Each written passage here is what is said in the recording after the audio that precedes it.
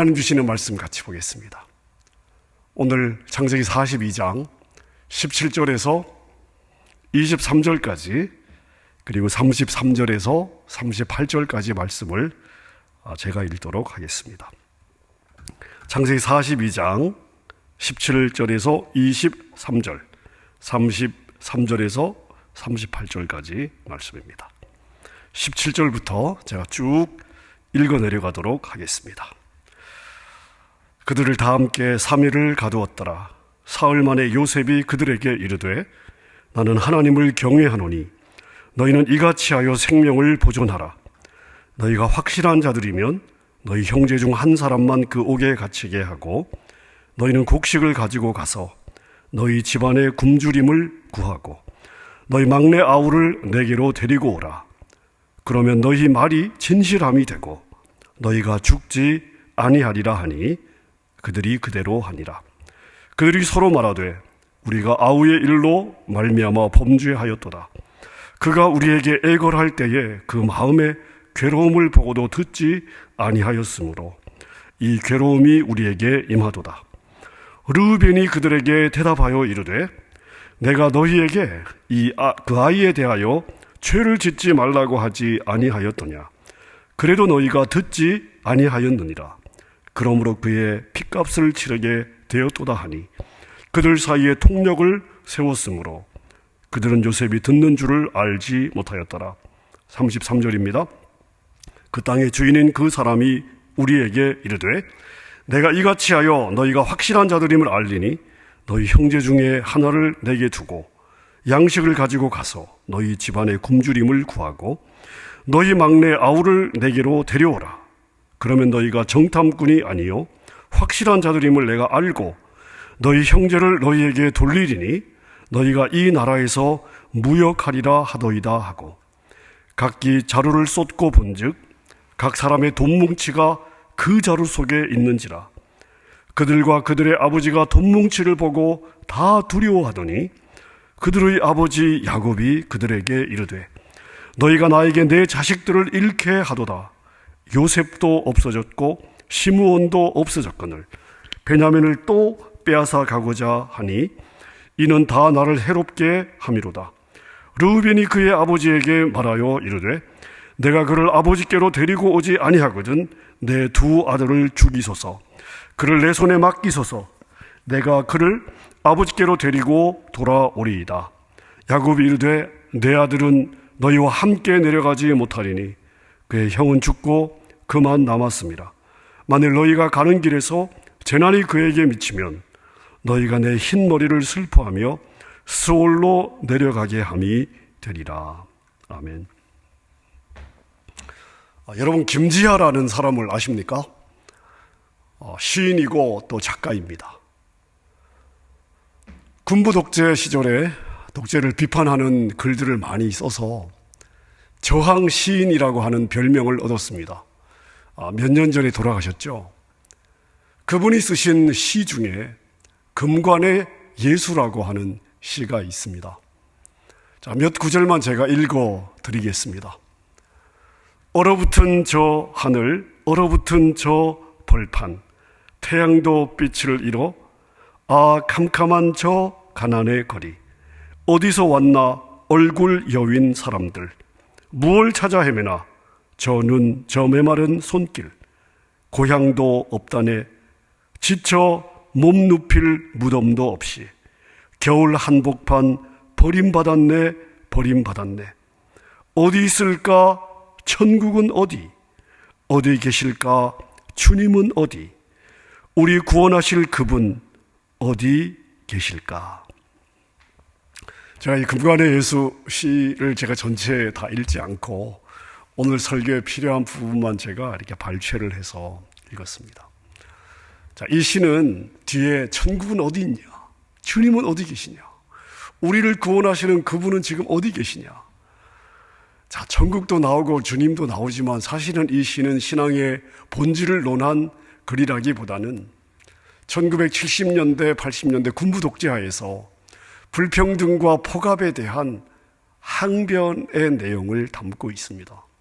하지만 그 밑바닥에는 독재와 같은 이 불합리한 상황에도 불구하고 말없이 묵인하고 있는 신에 대한 원망을 담고 있다고 할 수 있습니다. 그래서 도대체 천국은 어디냐?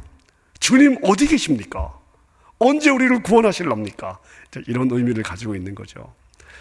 자, 그러니까 이 시의 밑바닥에는요, 우리가 지금 이 군부 독재를 겪는 이 불합리한 상황은 다 신인 당신이 해야 할 일을 제대로 하지 않았기 때문이다. 당신이 신 아니냐? 당신이 지금 직무유기를 하고 있는 것이다. 이런 생각들이 밑바닥에 깔려 있는 것입니다. 여러분, 사람들은 왜 인간 자신들이 만들어 놓은 억지와 착취와 불평등과 불공정에 대한 화풀이를 예수님에게 하고 있을까요? 왜 예수님이 이 욕을 다 먹어야 됩니까? 자, 기독교를 오해하고 있기 때문에 그렇습니다. 그리고 그들이 기독교를 이렇게 오해하도록 만든 책임은 어디에 있느냐? 교회에게 있는 거예요. 그리고 설교자들에게 있는 것입니다. 예수님을 이 세상의 문제나 해결해주는, 이 세상에서의 소원이나 성취해주는 그런 분으로 소개했기 때문에 세상 예수님을 그렇게 오해하고 있는 것입니다. 여러분, 정말 예수님이 가난하고 병들고 못 배운 이들을 외면하고 있는가? 그들이 그렇게 사는 것이 예수님이 직무유기를 했기 때문입니까? 아닙니다. 절대 아니죠. 자, 근데 우리가 뭘 알아야 되느냐 하면 예수님은 이 땅의 가난과 이 땅의 학대와 이 땅의 착취와 이 땅의 불공평을 해결해 주시는 분이 아니에요. 그걸 해결하기 위해서 오신 분이 아닙니다. 예수님은 자기 백성들을 하늘 백성으로 만들기 위해서 오신 분이십니다. 당신의 백성들을 하늘 백성으로 만들기 위해서 오신 분이에요. 그래서 때로는 가난 속에서, 때로는 질병 속에서, 때로는 지하 동굴 속에서, 때로는 맹수의 우리 속에서, 때로는 문둥병 가운데, 때로는 공산주의의 그 폭정 가운데, 때로는 노예의 자리에서, 다시 말씀드리면 이 땅에서 하나님이 주신 각자의 상황 속에서 당신의 백성들을 양육하시고 훈련시켜서 성숙시켜 하나님 나라에 합당한 자로, 여러분 이 땅에서가 아니에요. 하나님 나라에 합당한 자로 만들어가고 계신 것입니다. 자, 그런데 불편한 환경을 개선해 주지 않는다고, 억울한 상황을 풀어주지 않는다고, 마치 예수는 부자들 편만 든다고 불평하는 것은 우리가 믿는 우리 이 신앙의 본질이 아니에요. 이 신앙의 본질이 잘못 전달되었기 때문입니다. 여러분, 예수님은 여러분이 부자가 되고 건강하고 인기를 끌고 명성을 얻는 걸 도우시는 분이 아니십니다. 예수님은 가난한 사람의 가난을 해결하고 불평등한 자리에 있는 사람들을 평등의 자리로 옮겨주기 위해서 오신 분이 아니에요. 그걸 목적으로 이 땅에 오신 분이 아니십니다. 여러분, 가난과 질병과 억지와 부패와 착취를 하나님이 만드신 것이 아니에요. 하나님을 인간이 떠나면서 자신들이 하나님의 통치를 거부하면서 자신들이 만들어낸 거예요. 인간이 만들어낸 것입니다. 엄밀하게 말하면 여러분, 내가 만든 거예요. 예수님은 인간이 얼마나 더러운 죄인인지, 얼마나 불가능한 존재인지, 얼마나 치사하고 얼마나 폐역한 존재인지를 폭로하시고, 자, 그리고 폭로된 그 인간 위에 하나님의 은혜를 부으셔서 하늘 소망을 주기 위해서 이 땅에 오신 것입니다. 자, 그래서 예수님 요한복음 18장 36절에 보면 이런 말씀을 하시잖아요. 예수께서 대답하시되 내 나라는 이 세상에 속한 것이 아니니라. 만일 내 나라가 이 세상에 속한 것이었더라면 내 종들이 싸워 나로 유대인들에게 넘겨지지 않게 하였으리라. 이제 내 나라는 여기에 속한 것이 아니니라. 여러분, 이것은 제자들이 주장한 것이 아니에요. 예수님께서 직접 하신 말씀입니다. 내 나라는 여기에 속한 것이 아니다. 내 나라는 이 세상에 속한 것이 아니라고 분명하게 말씀하셨습니다. 자, 그래서 예수님의 삶을 보십시오. 예수님은 바리새인들, 로마 군인들과 싸울 능력이 없으셨습니까? 싸울 능력이 있었습니다. 하지만 하나님의 나라는 이 땅에서 무력으로 쟁취하는 것이 아니에요. 이 땅에 세워가는 것이 아닙니다. 하나님의 나라는 이 땅의 성공과 무관해요. 관련이 없습니다. 자, 그래서 예수님은 그들과 싸우지 않고 그냥 당해 주신 거예요. 이게 하나님 나라가 세워지는 방식입니다. 성경의 가르침을 보십시오. 노예가 주인의 세력을 뒤집어 엎고 이 땅에서 공평한 나라를, 공평한 세상을 세우라고 성경이 가르치고 있습니까? 아닙니다. 성경은 그걸 가르치시는 법이 없습니다. 오히려 노예가 노예의 자리에서 자기의 주인을 하나님처럼 섬기는 것, 이것이 성도가 살아내야 되는 마땅한 도리라고 가르칩니다. 이 땅에서 우리는 그런 삶을 살아야 되는 거예요. 예수님의 말씀처럼 성도가 살아야 할 하나님의 나라는 이 세상에 속한 것이 아니기 때문입니다. 자, 그러니까 가난이나 질병이나 억지나 부패나 착취나 더러움, 이러한 이 세상의 죄악의 모습들, 사망의 증상들에 우리가 너무 과민 반응을 보일 필요가 없습니다. 오히려 하나님의 은혜를 떠난 세상은 원래 그렇다는 것을 우리가 그 세상을 보면서 인정해야 되는 것입니다. 하나님의 은혜를 떠난 자들은 어떻게 해서든지 자신들의 유익을 채워야 되기 때문에 당연히 착취를 하고 사기를 치고 억지를 부리게 되어 있습니다. 자, 그런데 그런 세상에서 그런 부류처럼 살지 않도록 우리를 건져주시고 그런 삶이 옳은 삶이 아니라고, 하나님 백성이 살아내야 되는 삶이 아니라는 것을 깨닫게 해주시는 하나님의 은혜가 감사한 것입니다. 우리가 그런 사망의 증상들과는 전혀 무관한 하나님 나라에서 영원을 살 수 있도록 구원의 은혜를 베풀어 주신 것, 여러분, 그게 우리의 은혜고 감사의 조건이 되는 것입니다. 그래서 하나님의 종들은 그러한 고통과 고난의 시간 속에서도 언제나 감사의 찬송을 부를 수 있습니다. 여러분, 우리 신앙의 목적지가 착한 삶이 아니에요. 선한 삶이 아닙니다. 도덕적인 삶을 사는 것이 아니에요. 윤리적인 삶을 사는 것이 우리 신앙의 목적지가 아닙니다. 그런 삶조차도 이 땅의 성공주의와 행동주의의 결과라고 봐야 돼요. 자, 예수님께서 바리새인의 기도와 세리의 기도를 비교하신 적이 있죠. 자, 비교하면서 제자들에게 가르치신 적이 있습니다. 자, 이 두 부류의 모습을 어떻게 설명하고 있으십니까? 제가 몇 구절, 누가복음 18장 10절부터 몇 구절 제가 한번 읽어보겠습니다. 두 사람이 기도하러 성전에 올라가니 하나는 바리새인이요 하나는 세리라. 바리새인은 서서 따로 기도하여 이르되, 하나님이여, 나는 다른 사람들 곧 토색, 불의, 간음을 하는 자들과 같지 아니하고 이 세리와도 같지 아니함을 감사하나이다.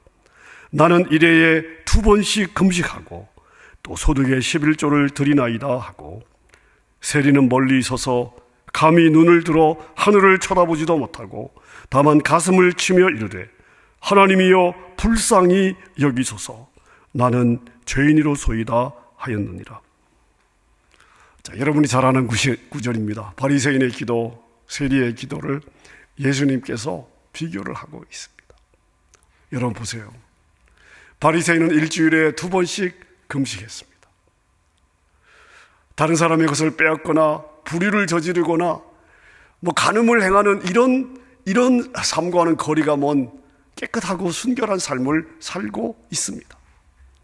반면 세리는 감히 고개도 못 들고 저는 죄인입니다, 저를 불쌍히 여겨 주십시오 라고 고백하면서 가슴을 치고 있습니다.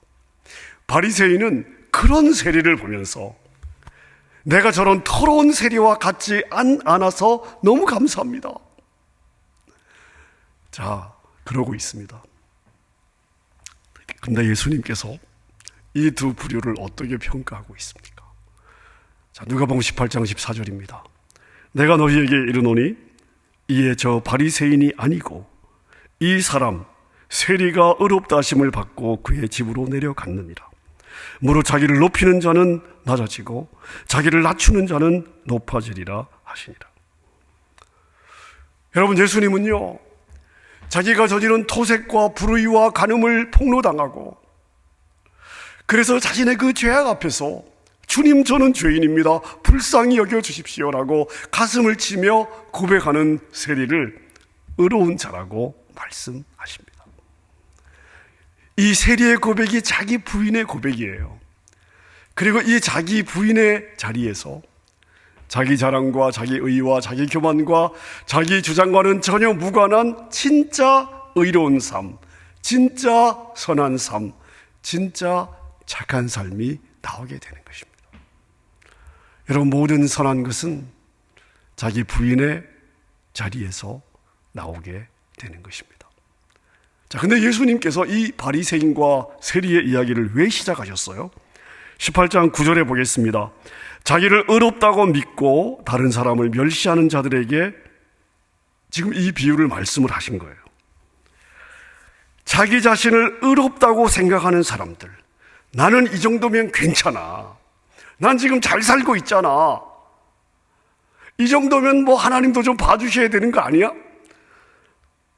자, 이렇게 자기 자신을 의롭다고 생각하는 사람들이 하나님 나라에서는 실제로 어떻게 평가되는가?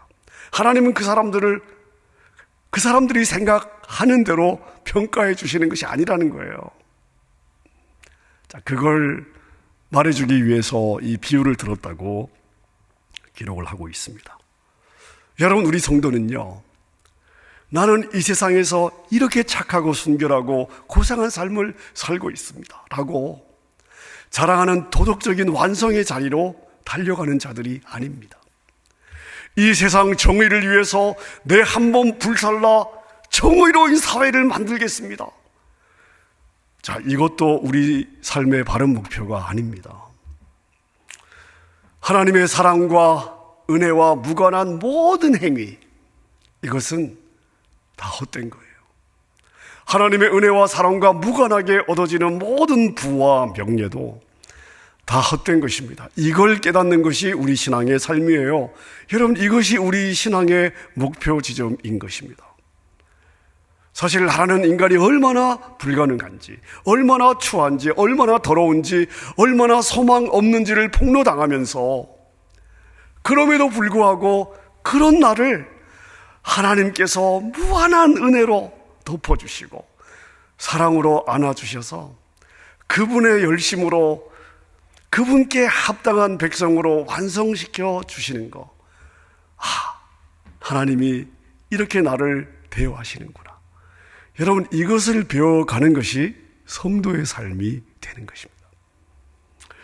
오늘 저희가 창세기 42장을 읽었습니다. 창세기 42장을 보면 가나안에 흉년이 들었습니다. 먹을 것이 떨어지니까 야곱이 식량을 구해오라고 아들들을 애굽으로 보냈습니다. 자, 이들은 요셉이 애굽의 국무총리인 줄 모르고 요셉 앞으로 와서 식량을 구하죠. 자, 근데 요셉은 이들을 정탐꾼이라고 몰아세우면서 감옥에 가둡니다.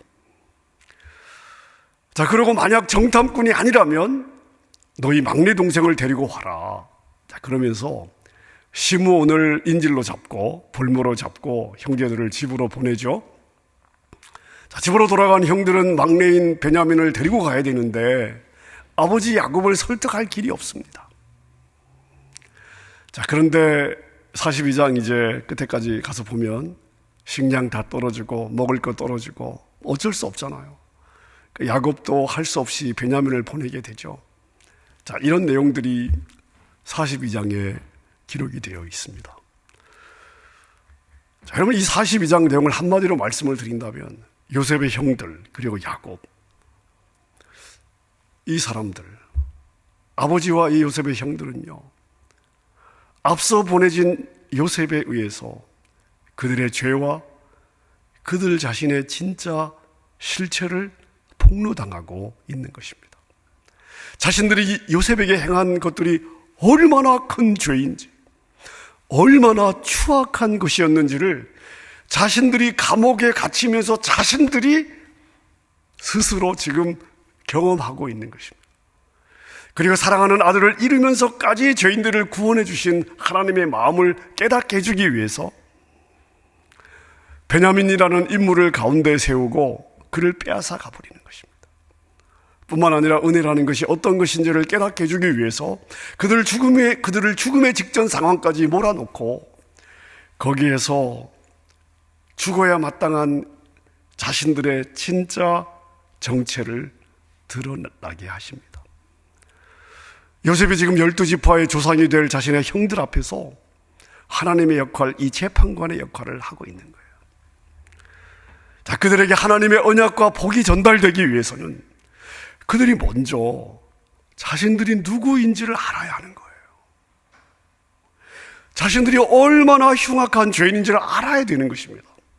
하나님의 은혜는 그 위에 부어지는 거예요. 자신들이 죄인임을 알아야 하나님의 은혜가 부어졌을 때 내가 이 은혜를 받기에는 너무나 자격이 없는데 이런 은혜를 주시는구나. 여러분, 그래야 진짜 감사가 나오는 거 아닙니까? 하나님이 이 과정을 지금 이끌어가고 있는 것입니다. 그래서 그들을 죽음 직전까지 몰고 갔다가 살려내는 거예요. 요셉이 단순히 형들에게 복수를 하기 위해서 장난을 치는 것이 아닙니다. 하나하나 죄인으로 폭로하시고 그런 죄인을 은혜 베푸시고 사랑하시는 그 하나님의 마음을 우리에게 보여주고 있는 것입니다.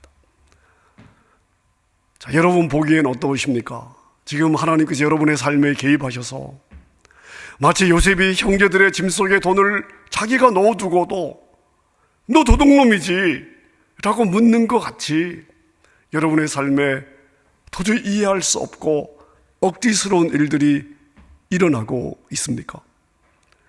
마치 요셉의 형제들처럼 아니 내가 잘못한 게 없는데 왜 이런 억울한 일이 나에게 일어나냐, 너무나 황당하고 당황스럽다 그러면서 요셉의 감옥에서 왜 자신들이 이 감옥에 갇혀 있는지 한탄하고 이런 한심한 상황들이 마음이 힘든 그런 일들이 여러분의 삶에서 일어나고 있지는 않으십니까?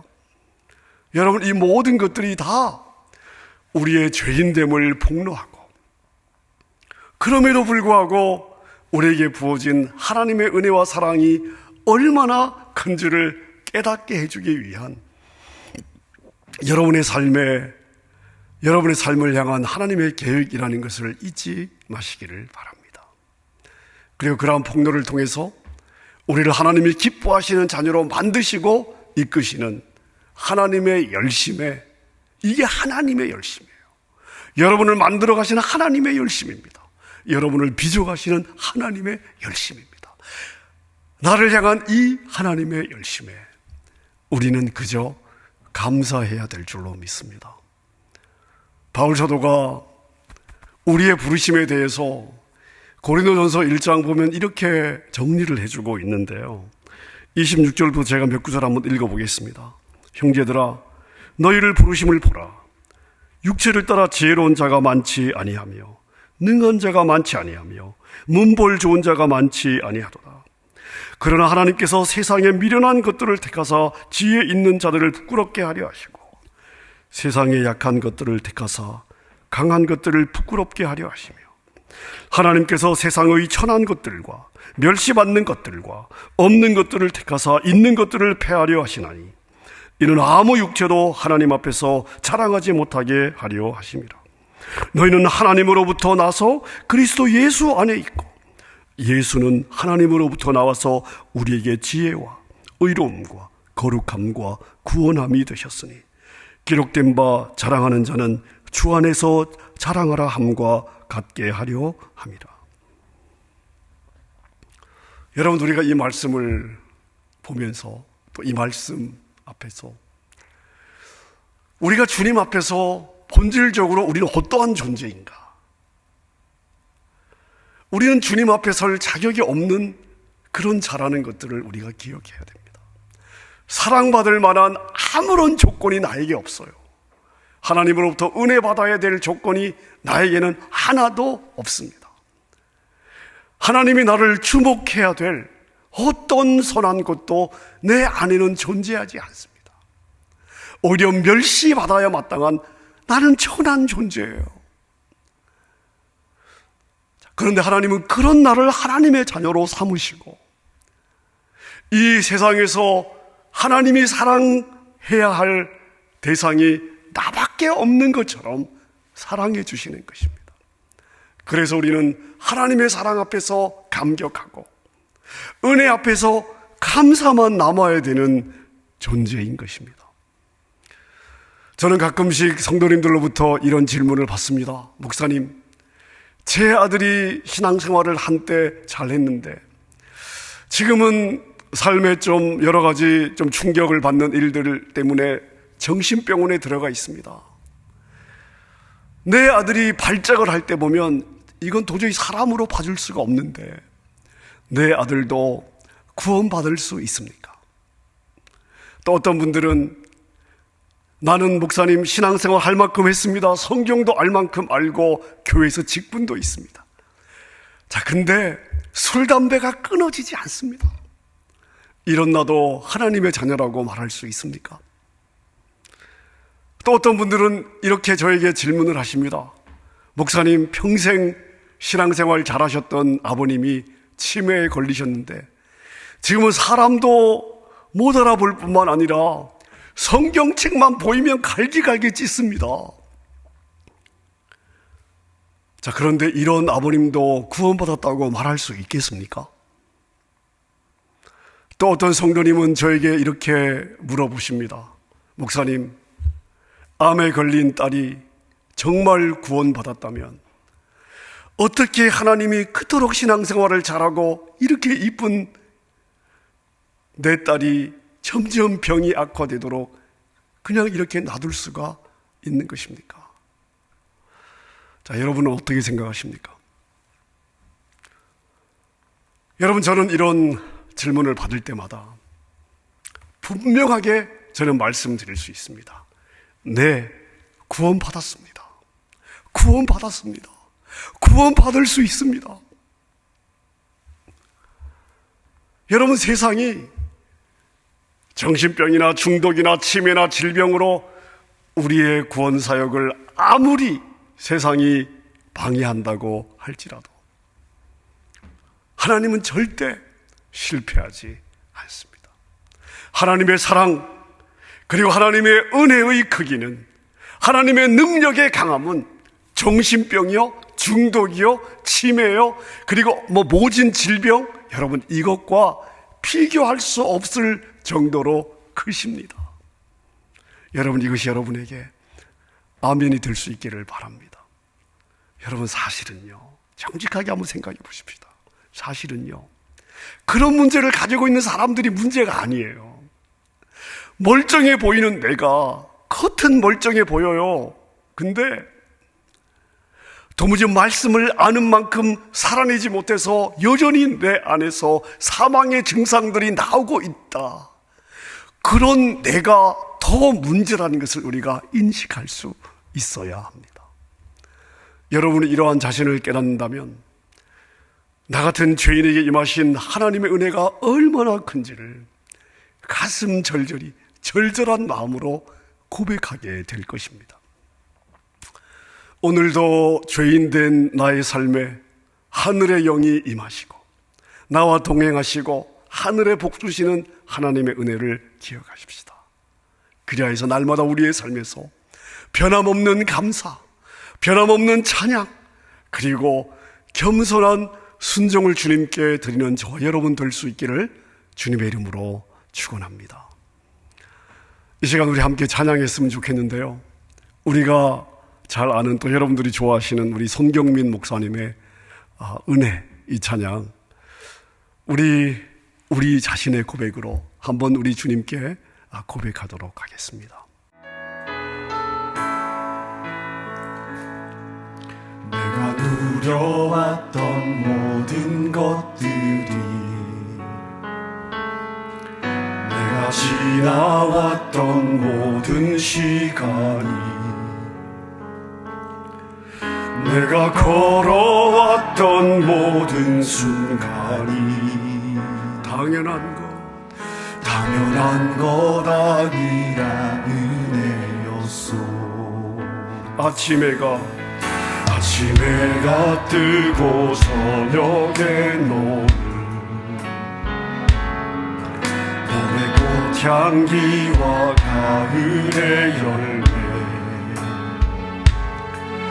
변하는 계절의 모든 순간이 당연한 것 아니라 은혜였소. 모든 것이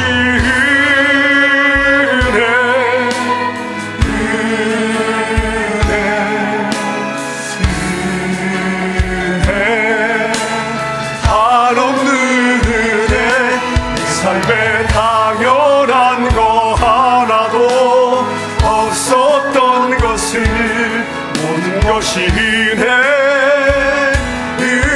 은혜였소.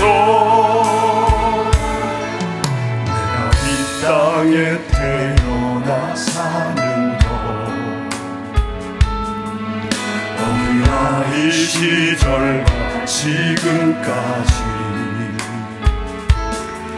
숨을 쉬며 살며 꿈을 꾸는 삶, 당연한 것 아니라 은혜였소. 내가 하나님의 자녀로 살며 오늘 찬양하고 예배하는 복음을 전할 수 있는 축복이 당연한 것 아니라 은혜였소. 모든 것이 은혜,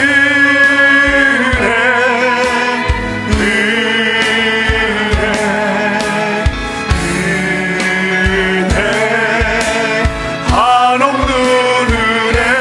내 삶에 당연한 거 하나도 없었던 것을, 모든 것이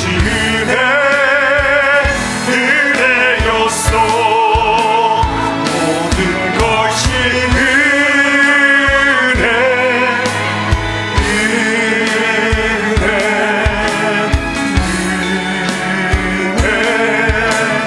한없는 은혜.